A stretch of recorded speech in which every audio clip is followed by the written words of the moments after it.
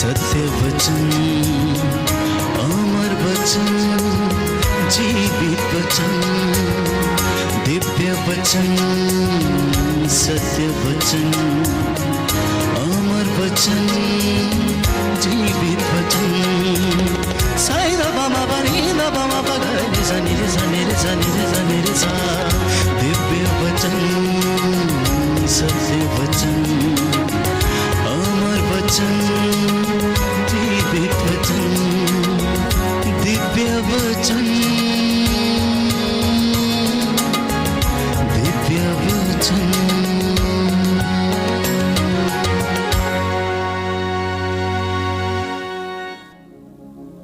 प्यारे भाई प्यारी बहन, आज मनन चिंतन का समय है प्रभु के सामने बैठकर उससे बातें करने का। आखिर प्रभु क्यों मेरी जिंदगी में ऐसा होता है, क्यों मेरे परिवार में ऐसा होता है? जो रिश्ता इतना पवित्र था वो इतना कड़वा कैसे हो गया है?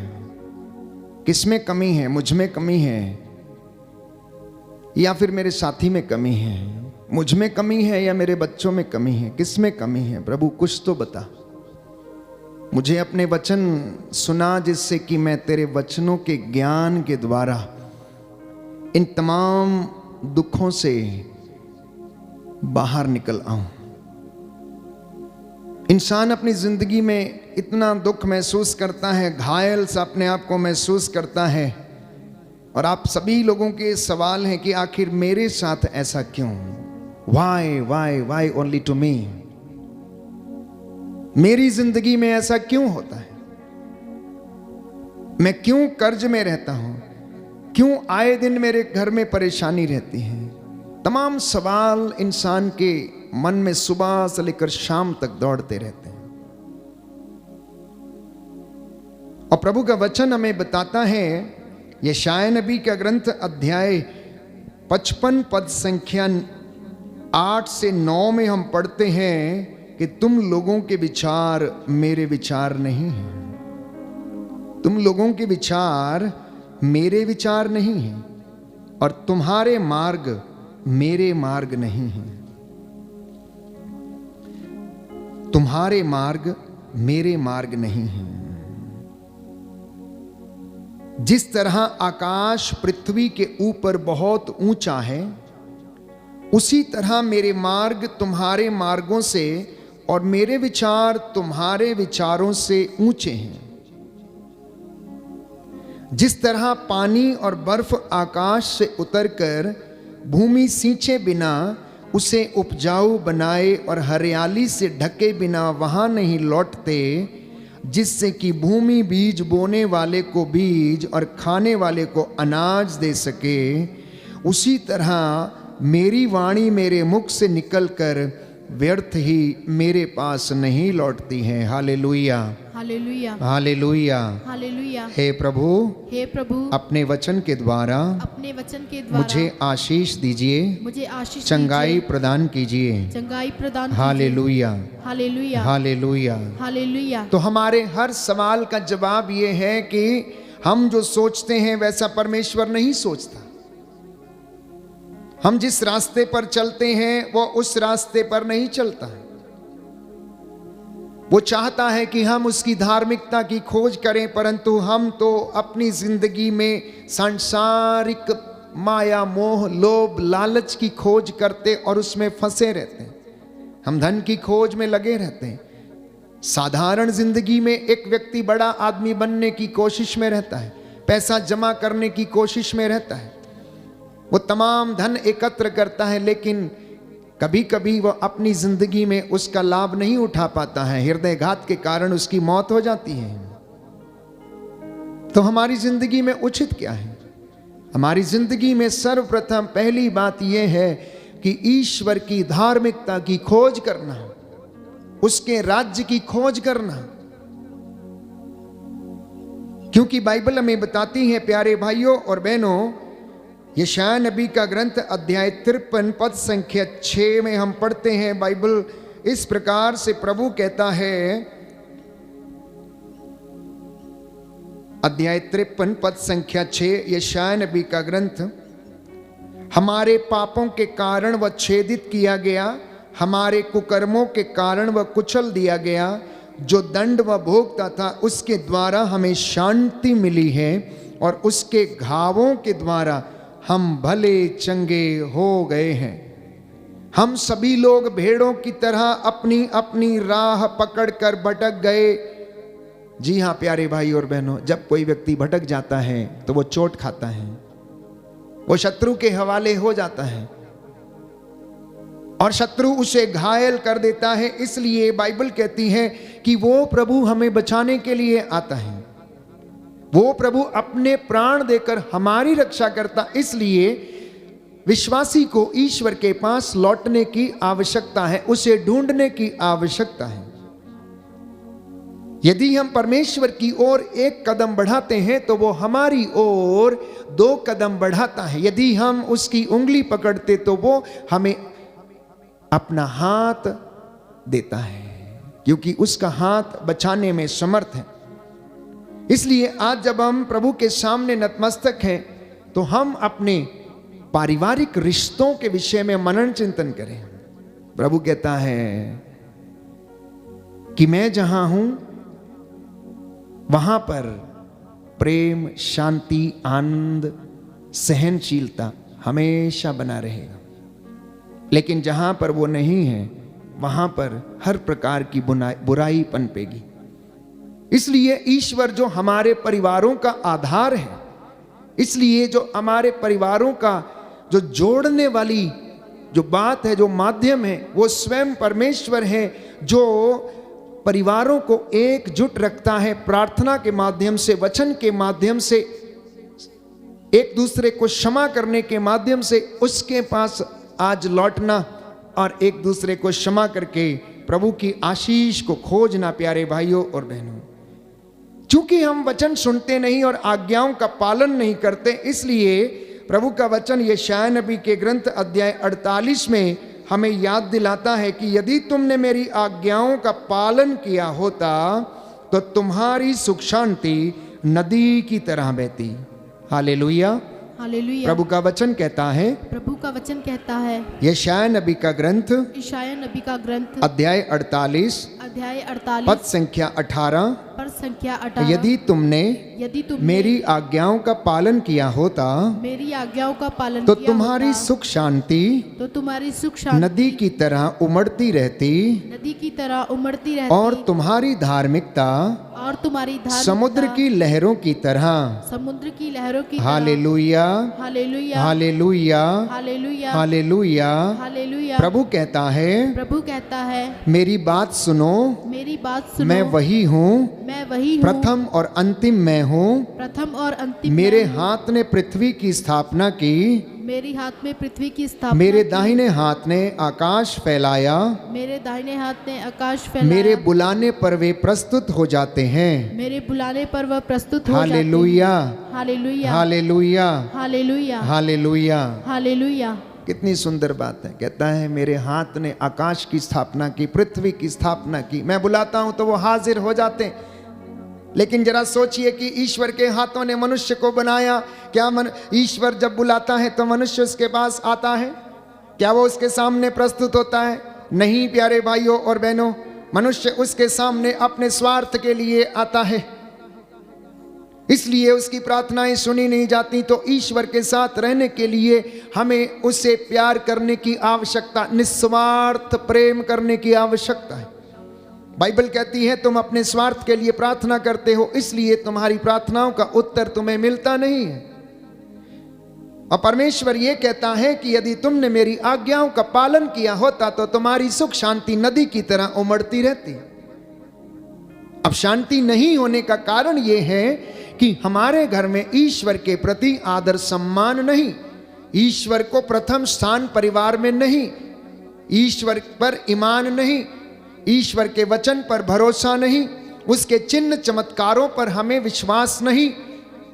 वो क्या कर सकता है इसे हम नहीं जानते, क्योंकि हम वचन से अनभिज्ञ हैं। ना तो हमने वचन को पढ़ा और ना ही हमने सुनने की जरूरत की और ना ही वचन ने हमसे बातें की। प्यारे भाइयों और बहनों, इसलिए बाइबल हमें बताती है प्रभु यिर्मयाह नबी के ग्रंथ अध्याय 7 पद संख्या 23 में कहता है, यदि तुम मेरी बातों पर ध्यान दोगे तो मैं तुम्हारा ईश्वर होऊंगा और तुम मेरी प्रजा होगे और तुम्हारा कल्याण होगा। यदि तुम मेरी बातों पर ध्यान दोगे तो मैं तुम्हारा ईश्वर होऊंगा और तुम मेरी प्रजा होगे और इस प्रकार तुम्हारा कल्याण होगा। बोलिए आमीन, आमीन, hallelujah, hallelujah, hallelujah. Hallelujah. Yeshu की स्तुति हो, यीशु की स्तुति हो, यीशु को धन्यवाद, यीशु को धन्यवाद, यीशु की आराधना हो, यीशु की आराधना यीशु हो, को महिमा हो, यीशु की महिमा यीशु हो, को धन्यवाद, यीशु को धन्यवाद, हालेलुया। हालेलुया। फिर से मैं पढ़ता हूं आपके लिए ये वचन, यदि तुम मेरी बातों पर ध्यान दोगे तो मैं तुम्हारा ईश्वर होऊंगा और तुम मेरी प्रजा होगे। यदि तुम मेरे बताए हुए मार्गों पर चलोगे तो तुम्हारा कल्याण होगा। किंतु उन्होंने मेरी बात पर ध्यान नहीं दिया और मेरी आज्ञाओं का पालन नहीं किया। वे अकड़ कर बुराई करते रहे और मेरे पास आने की अपेक्षा मुझसे दूर चले गए। बुराई करना तो एक बात, लेकिन एक और बुराई करने की विशेषता कहता है, अकड़ कर बुराई करते रहे। ये इंसान की स्थिति है। ईश्वर याद दिला रहा है कि वे लोग मेरे पास नहीं लौटे परंतु अकड़ कर बुराई करते रहते। जिस दिन उनके पूर्वज मिस्र देश से निकले उस दिन से आज तक मैं अपने सब सेवकों अर्थात नबियों को उनके पास भेजता रहा, किंतु उन्होंने मेरी बात पर ध्यान नहीं दिया और मेरी आज्ञाओं का पालन नहीं किया। वे अकड़ कर बुराई करते रहे और अपने पूर्वजों से भी अधिक दुष्ट निकले। वे अपने पूर्वजों से भी अधिक दुष्ट निकले। प्यारे भाइयों और बहनों, इंसान अपनी जिंदगी में अनेक प्रकार से ईश्वर को प्रसन्न करने की कोशिश करता है, लेकिन अपना जीवन नहीं बदलता है, अपने मार्ग नहीं बदलता है। इसलिए बाइबल कहती है, ये मुख से मेरा आदर करते लेकिन इनका हृदय मुझसे बहुत दूर है। और जब बात इसकी आती है कि वे अपने पूर्वजों से भी अधिक निकले, तो बाइबल कहती है दुष्ट सदा बुराई और अधर्म के लिए षड्यंत्र रचते हैं। दुष्ट सदा बुराई और अधर्म के लिए षड्यंत्र रचते, मौका पाते ही दुष्टतापूर्ण कार्य करते हैं। दूसरों की धन दौलत बलपूर्वक हत्या लेते, परंतु अहंकारी मनुष्य के भी दुर्दिन आएंगे। ईश्वर से उनके कर्म छिपे नहीं हैं। ऐसे लोगों को ईश्वर का संदेश है कि मैं तुम पर ऐसी विपत्ति भेज रहा हूं जिसका भार तुम्हारे कंधों पर से उतार नहीं सकता। यह घोर संकट का समय होगा। कोई नहीं होगा जो तुम्हें बचा सके, कोई नहीं होगा जो प्रभु की सभा में तुम्हें विरासत दिलाएगा। प्रभु यीशु हमें नम्रता की सीख देते हैं, विनम्र बनो। धन्य है वे जो हृदय के दीन हैं, प्रभु के दर्शन करेंगे। धन्य है वे जो विनम्र हैं, स्वर्ग राज्य उन्हीं का है। वह प्रतिज्ञात देश के दर्शन करेंगे। प्यारे भाई प्यारी बहन, तो ईसा को जब हम इन वचनों को कहते हुए सुनते हैं कि तुम मेरे पास लौटो और मैं तुम्हारे पास आऊंगा, यदि तुम द्वार खोलोगे तो तुम्हारे घर में प्रवेश करूंगा। प्यारे भाइयों और बहनों, ये उसका प्रेम है, ये उसकी दया है, जिससे कि हम उसे प्राप्त करें और उसकी शांति को अपनी जिंदगी में हम अनुभव करें। Hallelujah, hallelujah, hallelujah, hallelujah. Yeshu की स्तुति हो, यीशु की स्तुति यीशु हो, को धन्यवाद, यीशु को धन्यवाद, यीशु की आराधना हो, यीशु की आराधना यीशु हो, की महिमा हो, यीशु की महिमा यीशु हो, को धन्यवाद, यीशु को धन्यवाद। हालेलुया। हालेलुया। तो जिंदगी में शांति नहीं होने का सबसे बड़ा कारण ये है, जो मैंने आपके लिए अभी पढ़ा, कि हम ईश्वर की आज्ञाओं पर नहीं चलते। क्योंकि बाइबल बार बार इसे याद दिलाती है। बारूक नबी का ग्रंथ, यदि आप वचन पढ़ेंगे 3 अध्याय 3 पद संख्या 13 में, तो बाइबल हमें बताती है, यदि तुम ईश्वर के मार्ग पर चले होते तो सदा के लिए शांति का जीवन बिताते। बारूक नबी का ग्रंथ अध्याय 3 पद संख्या 13 और उससे आगे। पद संख्या 13 और उससे आगे। यदि तुम ईश्वर के मार्ग पर चले होते तो तुम सदा के लिए शांति में जीवन बिताते। यह समझ लो कि ज्ञान कहाँ है और सामर्थ्य कहाँ है, बुद्धिमान कहाँ है, जिससे तुम जान जाओ कि लंबी आयु और जीवन कहाँ है, आंखों की ज्योति और शांति कहाँ है, कौन प्रज्ञा के निवास स्थान तक पहुंचा है, किसने उसके खजाने में प्रवेश किया है, राष्ट्रों के वे शासक कहाँ हैं जो पृथ्वी के जंगली पशु अपने वश में रखते और आकाश के पक्षियों का खेल दिखाते हैं, जो चांदी और सोने का संचय करते हैं, जिस पर मनुष्य भरोसा रखते हैं। कहाँ हैं वे मनुष्य जिनकी संपत्ति अपार है, कहाँ हैं वे चांदी के शिल्पकार जो चांदी की ही चिंता करते और जिनकी कला कल्पनातीत है। वे सब के सब नष्ट होकर अधोलोक से उतर चुके हैं और दूसरे लोगों ने उनका स्थान ले लिया है। एक नई पीढ़ी का उदय हुआ और वह पृथ्वी पर बस गई, किंतु उसने ज्ञान का मार्ग नहीं पहचाना। हमारी अशांति का सबसे मुख्य कारण है ईश्वर की प्रज्ञा को नहीं पहचानना। परिवारों में अशांति का सबसे मुख्य कारण है एक दूसरे को सहन नहीं करना, एक दूसरे में ईश्वर का प्रतिरूप नहीं देखना। एक विश्वासी के लिए प्यारे भाइयों और बहनों, ये अत्यंत आवश्यक है कि जिस प्रभु पर वो विश्वास करता है, जिसके वचन को वो सुनता है, उसकी शिक्षा को अपनी जिंदगी में चरितार्थ करे। आज के ये वचन आपके परिवार के लिए हैं, आज के ये वचन आपकी जिंदगी के लिए हैं, आज के ये वचन आपकी जिंदगी बदल देंगे अगर आप थोड़ा सा भी इन पर ध्यान देंगे। प्यारे भाइयों और बहनों, अपने रास्ते बदल दीजिए, आपका जीवन बदल जाएगा। आपके रास्ते बदल दीजिए और आपका जीवन बदल जाएगा और परमेश्वर आपको ब्लेस करेगा। क्योंकि यदि हम ईश्वर से दूर जाते हैं तो उसका परिणाम आप जानते हैं। हम लूकस के सुसमाचार में पढ़ते हैं उड़ाऊ पुत्र का दृष्टांत। प्रभु यीशु हमें ईश्वर की झलक दिखाता है कि वो कितना दयालु है, वो कितना दयावान है, वो कितना करुणामयी है। उड़ाऊ पुत्र के विषय में हम बार बार पढ़ते हैं। ना जाने कितनी बार इस दृष्टांत को हमने सुना। इसके बहुत सारे पहलू हैं। उड़ाऊ पुत्र ने अपने पिता की आज्ञाओं का पालन नहीं किया। वो उसके साथ रहना नहीं चाहता था, वो उसके साथ जिंदगी बिताना नहीं चाहता। पिता के रास्ते उसे पसंद नहीं थे। पिता जैसे काम करता था बेटे को पसंद नहीं था। ठीक वैसा ही दुनिया को भी है। स्वर्गीय पिता ईश्वर की इच्छा कुछ और है, लेकिन इंसान अपनी जिंदगी में कुछ और ही करता है। हर प्रकार के लोभ लालच अय्याशी, हर प्रकार की बातों में वो उलझा रहता है। और उड़ाऊ पुत्र के जीवन में भी कुछ ऐसा ही था। उसने सोचा कि मैं अपने पिता के पास नहीं रहूंगा, मैं अपने मित्रों के पास जाऊंगा। इसलिए उसने अपने पिता से कहा, पिताजी मेरी संपत्ति का हिस्सा मुझे दे दीजिए, मैं आपके साथ नहीं रहना चाहता।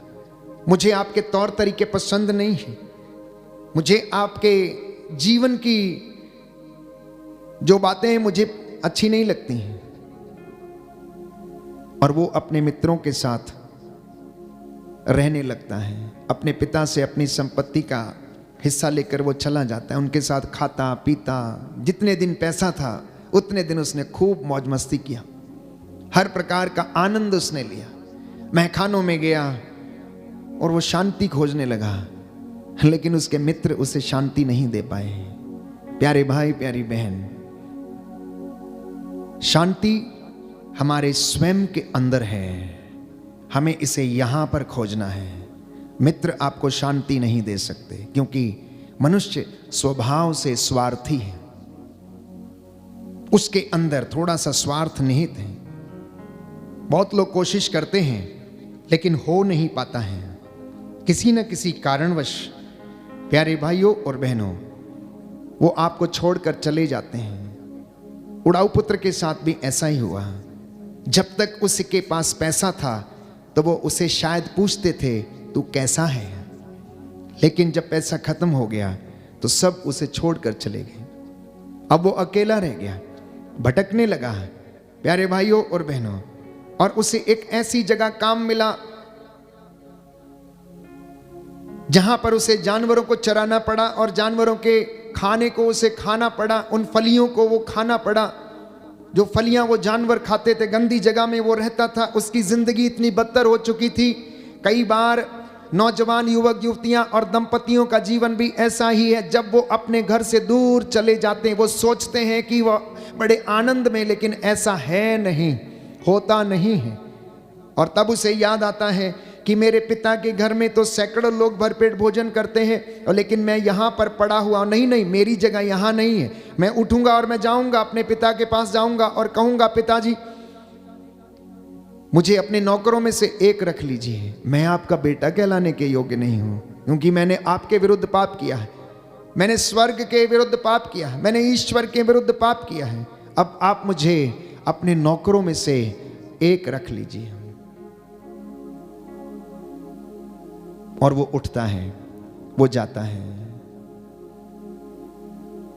यदि वो नहीं जाता तो वो वहीं पर पड़ा रहता और उसका अंत वहीं हो जाता प्यारे भाइयों और बहनों। इसलिए बाइबल हमें बताती है प्यारे भाइयों और बहनों कि अगर हम ईश्वर की मर्जी नहीं अपनी मर्जी पूरी करते हैं तो हम कष्ट सहते हैं और अशांति में जीवन बिताते हैं। इसका मतलब यह कि हमारी जिंदगी में आशीष रुक जाती है, वो आशीष हमारी जिंदगी में नहीं होती, हम उस आशीष से वंचित हो जाते हैं। परमेश्वर ऐसा नहीं चाहता, परंतु हम स्वयं अपने आप को उससे डिस्कनेक्ट कर लेते और दूर चले जाते हैं। और जब हम उससे दूर चले जाते हैं तो उसकी कृपा का प्रवाह हम में नहीं हो पाता है। एक सुंदर गीत है कि ईश्वर से दूर जाने का परिणाम क्या होता है। इस गीत को हम गाएंगे प्यारे भाइयों और बहनों की। दूर था जब मैं प्रभु तुझसे, तो उस वक्त में अपनी जिंदगी में खोया हुआ था, मैं तुझे पहचान नहीं सका, मैं तेरे ज्ञान को, तेरी आज्ञाओं को अपने मन में नहीं रख सका, मैंने अपनी मर्जी पूरी करनी चाहिए। इस गीत के माध्यम से प्यारे भाइयों और बहनों हम अपनी जिंदगियों पर मनन चिंतन करें और प्रभु इसके द्वारा हमें आशीष प्रदान करेगा। कई लोग प्रभु से बहुत दूर हैं, प्रभु के पास लौटकर चले आइए।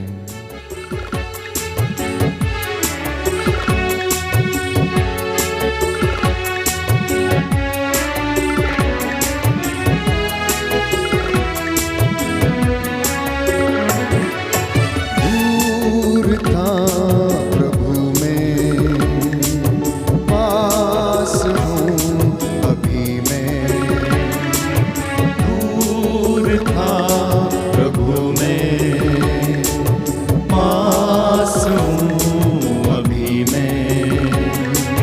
बिसरा के तुझको मैं चलता रहा, तेरे वचन से अब जीता हूँ मैं। बिसरा के तुझको मैं चलता रहा, तेरे वचन पे अब जीता हूँ। एक साथ दूर था प्रभु में, पास हूँ अभी मैं। दूर था प्रभु में, पास हूँ अभी मैं।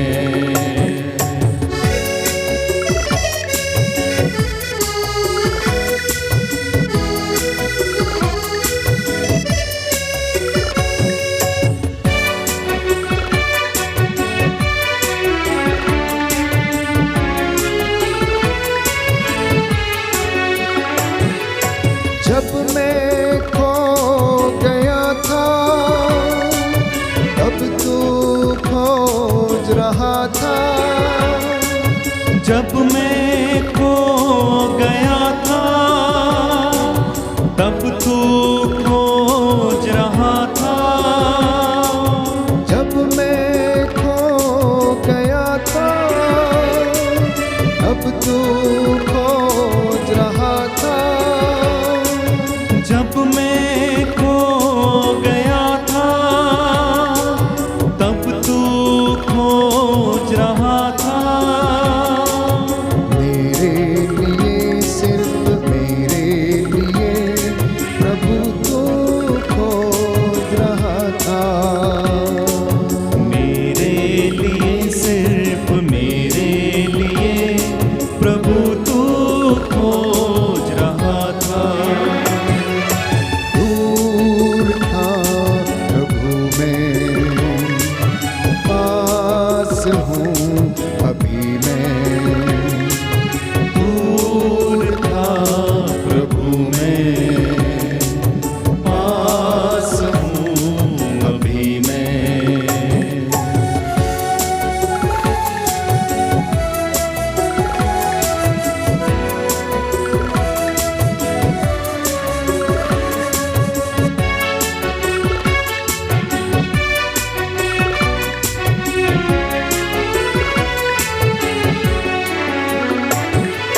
मुझको वापस पाकर खुशियाँ मनाई तूने। मुझको वापस पाकर खुशियाँ मनाई तूने।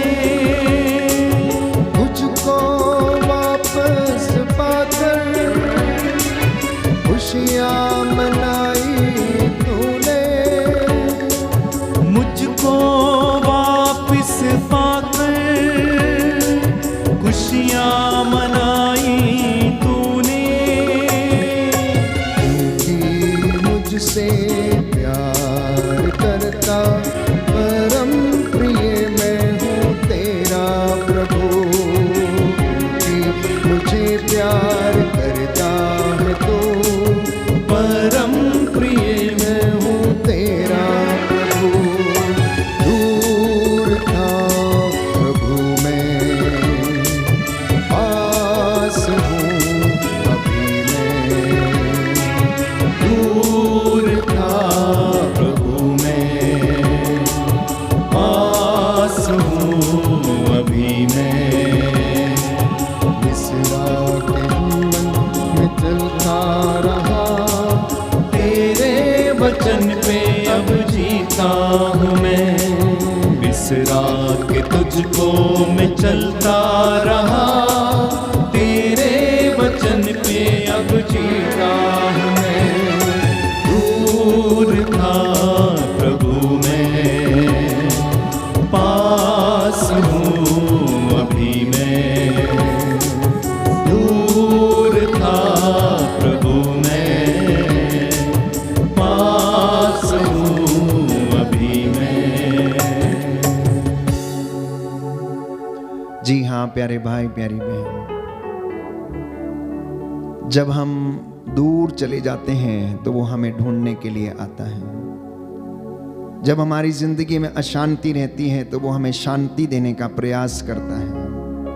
मैंने आपसे कहा कि मनुष्य के जीवन में कष्ट का, दुख का और अशांति का कारण ये है कि वह ईश्वर से दूर रहता है। ईश्वर जो शांति का स्रोत है, आनंद का स्रोत है, दया का स्रोत है, जब आप उससे दूर चले जाते हैं तो यह निश्चित रूप से जान लें कि प्यारे भाइयों और बहनों, जिंदगी में अशांति रहेगी, क्योंकि पिता का तत्व, उसका जीव हमारे अंदर डाला गया है।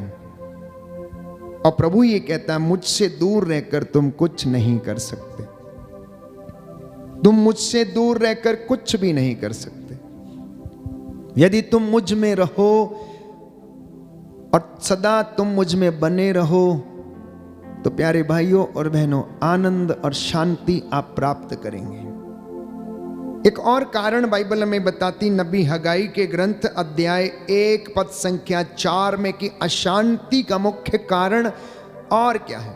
नबी हग्गाई का ग्रंथ अध्याय 1 पद संख्या 4 में हम पढ़ते हैं, बाइबल हमें बताती है प्यारे भाइयों और बहनों, क्योंकि मेरा मंदिर तो टूटा फूटा पड़ा है, मेरा मंदिर तो टूटा फूटा पड़ा है, और ऐसे समय में तुम अच्छे घरों में निवास करने के लिए कैसे सोच सकते हो। ये बात इज़राइल के लिए कही गई प्यारे भाइयों और बहनों, लेकिन संत पौलुस कहता है कि वो मंदिर आप लोग हैं। क्या आप लोग ये नहीं जानते कि ईश्वर का मंदिर आप हैं?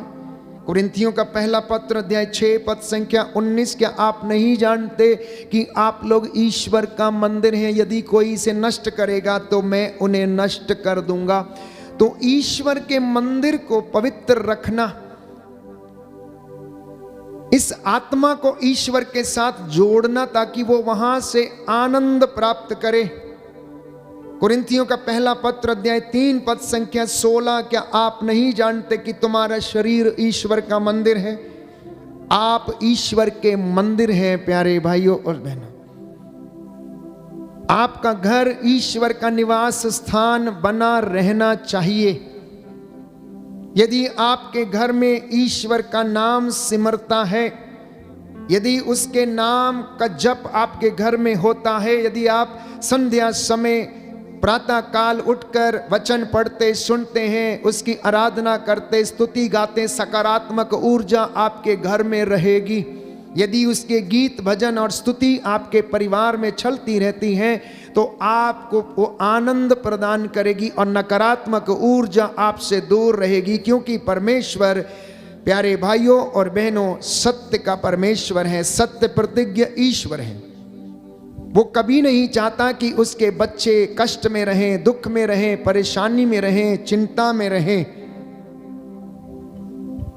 लेकिन जब ये मंदिर टूटा फूटा पड़ा रहता है, जब ये मंदिर, जब ये घर आप उसे दूषित करते हैं, जब आप अनेक गलत काम घर में लाते हैं, अनेक प्रकार के बुरे काम जब घर में होते हैं, तो वहाँ पर कई बार नकारात्मक ऊर्जा उत्पन्न होती है और घर टूटने लगते हैं। इसलिए योएल नबी लिखता है कि अब आप लोग शोक करते हुए, शोक मनाते हुए प्रभु के पास लौटे हैं, अपने वस्त्र फाड़ कर नहीं, परंतु अपने हृदयों को खोल कर पश्चाताप करते हुए, एक दूसरे को क्षमा करते हुए आप उसके पास लौटें, आपको शांति मिलेगी। अपने बच्चों से समझौता करें, मम्मी पापा आपस में एक दूसरे से समझौता करें। बेटे अपने मम्मी पापा को माफ करना, माता पिता अपने बच्चों को माफ करना। हो सकता है जाने अनजाने में आप लोगों ने उनका कहना नहीं माना, हो सकता है जिंदगी में बहुत सारी समस्याएं, परेशानियां, चिंताएं, स्वार्थ के कारण या कुछ ऐसी बातों के कारण आपके परिवार में रही होंगी। कोई बात नहीं, कोई बात नहीं।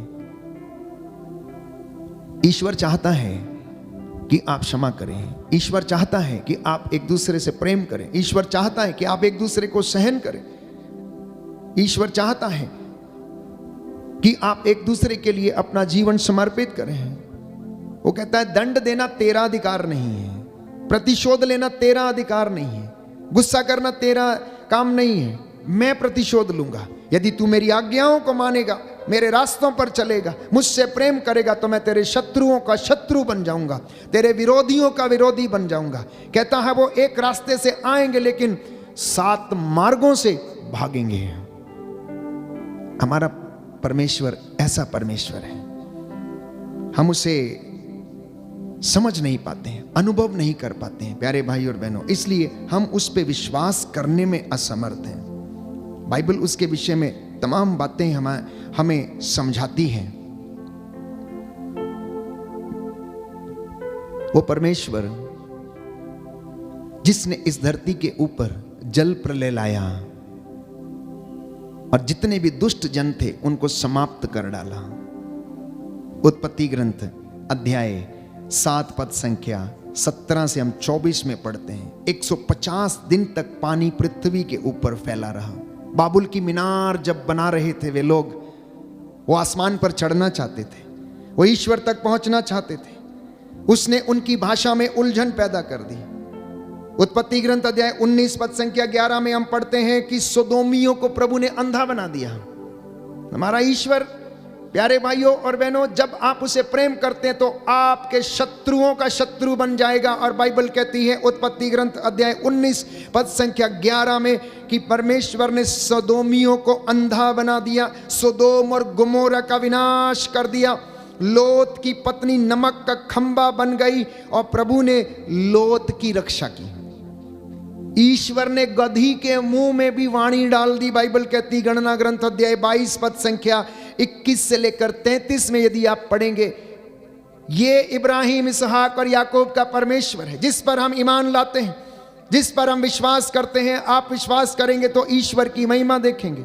यदि आप ईश्वर की महानता पहचानते, उसके चिन्ह चमत्कारों को यदि पहचाने और बाइबल में उसको पढ़ें और उसका मनन चिंतन करें, तो मैं आपको विश्वास दिलाता हूं कि परमेश्वर कभी भी आपको भटकने नहीं देगा, वो आपसे प्रेम करेगा।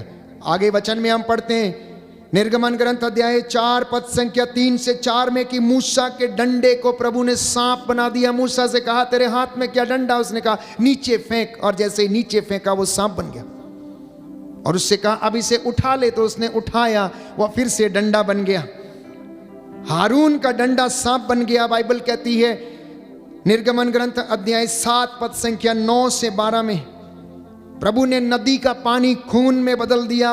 निर्गमन ग्रंथ अध्याय 7 पद संख्या 20 से 25 में हम पढ़ते हैं मिस्रियों के ऊपर परमेश्वर ने, प्यारे भाइयों और बहनों, विपत्तियां ढाई और उनमें पहली विपत्ति थी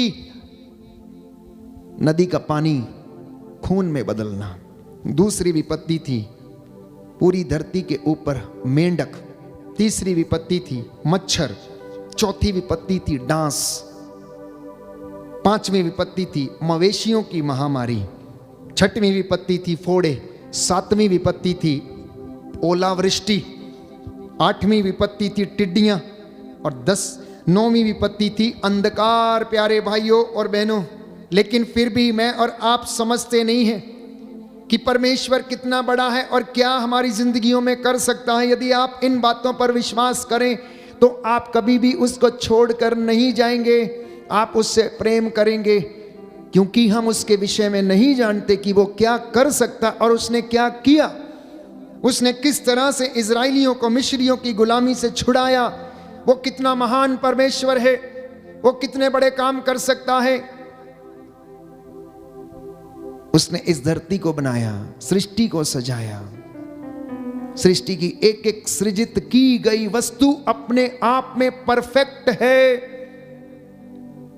सृष्टि की एक एक वस्तु जो सृजित की गई है वो अपने आप में परफेक्ट है और उसमें कोई भी, प्यारे भाइयों और बहनों, अपूर्णता नहीं, वो पूर्ण है। इंसान केवल उसके विषय में सोच सकता है। तितलियों के रंग देखिए, चिड़ियों के पंखों के रंग देखिए।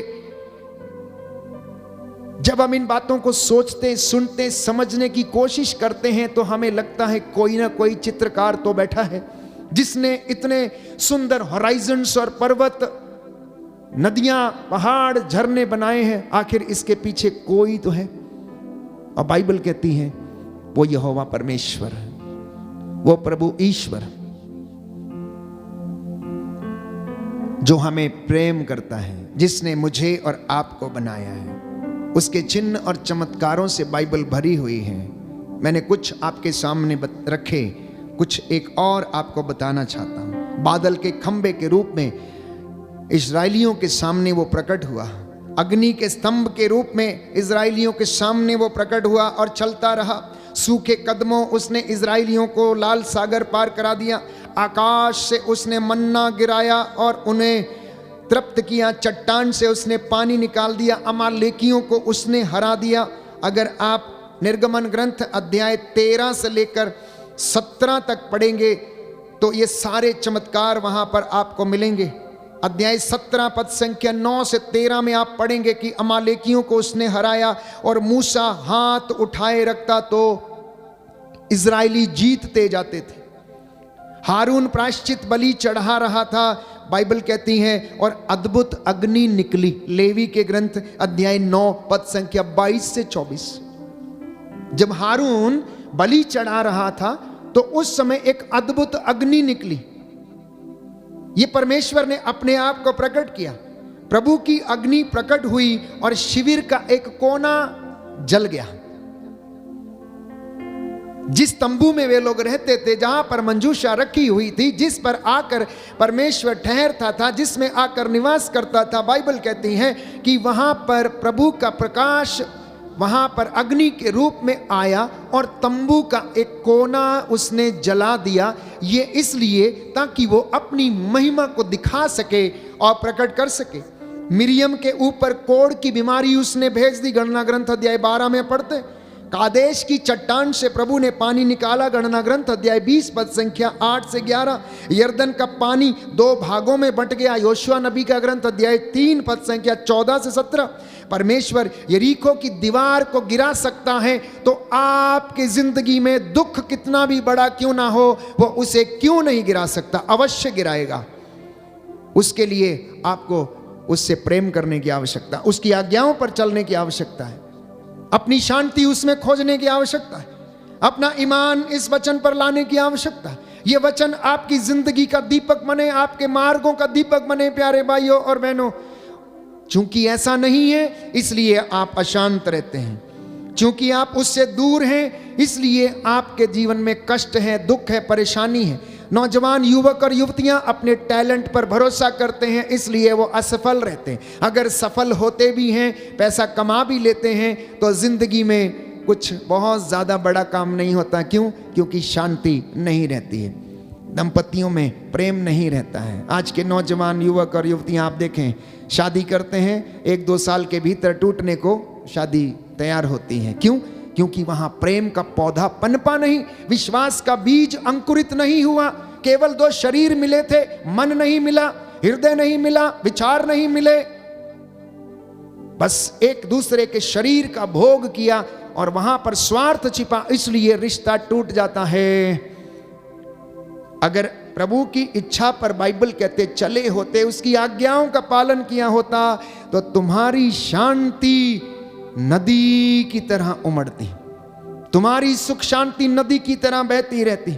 इसलिए प्यारे भाइयों और बहनों, याद रखिए, हमारा परमेश्वर महान है, हमारा प्रभु महान है, चिन्ह और चमत्कार दिखाने वाला ईश्वर, क्षमा करने वाला, देर से क्रोध करने वाला ईश्वर है।